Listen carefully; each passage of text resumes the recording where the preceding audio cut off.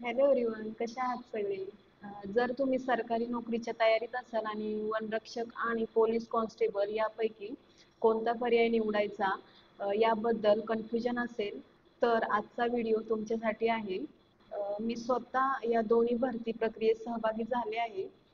Police भरतीच्या पहिल्या प्रयत्नात मी फक्त 2 मार्क्सनी राहिले आणि नंतरच्या 2 प्रयत्नांमध्ये हाईटच्या कारणामुळे डिस्क्वालिफाय झाले. पण मी निगेटिव्ह विचार केला नाही. अपयश स्वीकारलं आणि योग्य ऑप्शन शोधत राहिले. त्यानंतर मी वनरक्षक भरतीसाठी तयारी केली आणि फायनली सिलेक्ट झाले.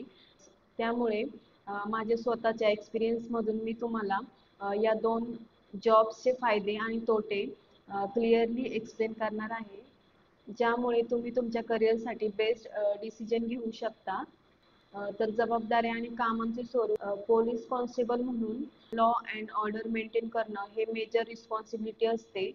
गुन्हेगारांना अटक करणे, इन्व्हेस्टिगेशन करणे, ट्रॅफिक कंट्रोल, पब्लिक सेफ्टी आणि आपत्ती व्यवस्थापन यासारखी कामे असतात.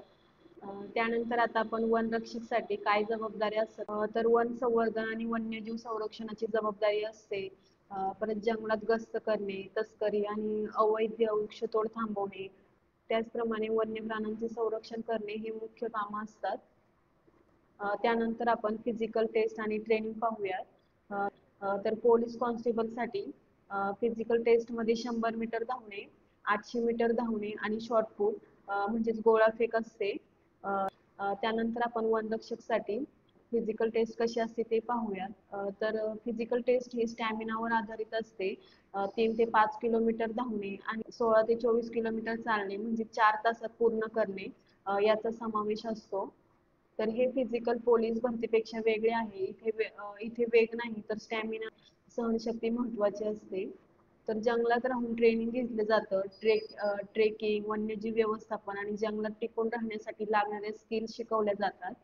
त्यानंतर आपण प्रमोशन आणि करिअर ग्रोथ पाहूयात. तर पोलीस कॉन्स्टेबलसाठी प्रमोशन मिळवण्यासाठी खूप वर्ष लागतात. क्लास 3 लेवलवर सुरुवात होते. पुढे हेड कॉन्स्टेबल, एस आय आणि इन्स्पेक्टर पर्यंत पदोन्नती मिळते. आणि त्यानंतर महिला अधिकाऱ्यांसाठी काही विशिष्ट आरक्षण असते, पण तरीही स्पर्धा खूप जास्त आहे. पण वनरक्षकसाठी प्रमोशन मिळवणे तुलनेने सोपे आहे. वनरक्षक म्हणून सुरुवात होते आणि अनुभवानुसार वनपाल आणि वरिष्ठ पदांवर पोहोचता येते. योग्य मेहनत केल्यास प्रमोशन लवकर मिळण्याची संधी असते. तर कोणती नोकरी निवडावी? जर तुम्हाला स्ट्रिक्ट डिसिप्लिन, ॲक्शन आणि लोकांमध्ये राहून काम करायला आवडत असेल, तर पोलीस भरती हा एक चांगला पर्याय आहे.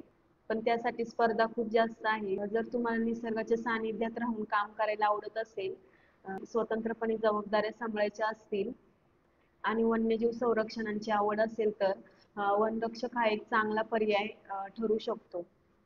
तर माझ्या वैयक्तिक अनुभवावरून सांगायचं झालं तर मी पोलीस भरतीमध्ये अनेक प्रयत्न केले, पण हाईटमुळे सिलेक्ट होऊ शकले नाही.